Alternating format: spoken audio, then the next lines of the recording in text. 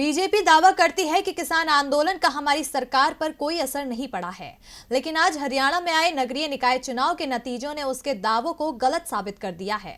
सत्तारूढ़ दल को यहां करारी हार मिली है, जबकि कांग्रेस का हाथ मजबूती से खड़ा हुआ है। यानी साफ है कि पीएम मोदी की जिद अब बीजेपी के हाथ से जीत भी छीन रही है। ये हार खट्टर सरकार की कुर्सी को हिला भी सकती है। हरियाणा में खट्टर सरकार पहले ही किसान आंदोलन की वजह से मुसीबत में घिरी है, लेकिन अब ये आंदोलन उसे हार के कगार पर भी ले आया।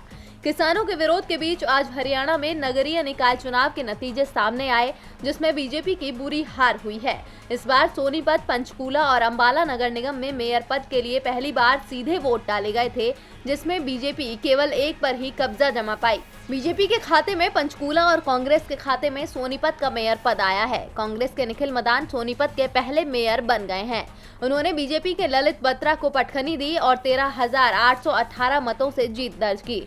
वहीं अंबाला मेयर पद का चुनाव पूर्व केंद्रीय मंत्री विनोद शर्मा की पत्नी और हरियाणा जनचेतना पार्टी की उम्मीदवार शक्ति रानी ने जीता है। उन्होंने बीजेपी प्रत्याशी डॉक्टर वंदना शर्मा को हराया है। हार के बाद डॉक्टर वंदना शर्मा ने कहा कि हार के कारणों की समीक्षा की जाएगी।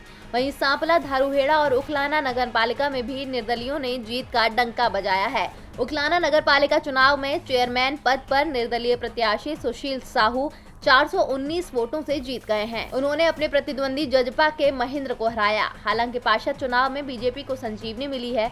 20 में से बीजेपी के 10 पार्षद बने, 9 पर कांग्रेस का कब्जा हुआ। एक पार्षद निर्दलीय चुना गया। वहीं जजपा ने 5 वार्डों से चुनाव लड़ा था, सभी पर उसे हार मिली। इन चुनावी नतीजों से साफ है कि हरियाणा में बीजेपी की हालत खराब हो चुकी है और अब तो विधानसभा में किंग मेकर बनने वाली जेजेपी भी जीत दर्ज नहीं कर पाई है। यानी हरियाणा की खट्टर सरकार के लिए ये मुसीबत की घड़ी है। अगर इस हार के बाद जेजेपी ने किसानों को लेकर कोई फैसला ले लिया तो सीएम खट्टर की कुर्सी जाना तय है।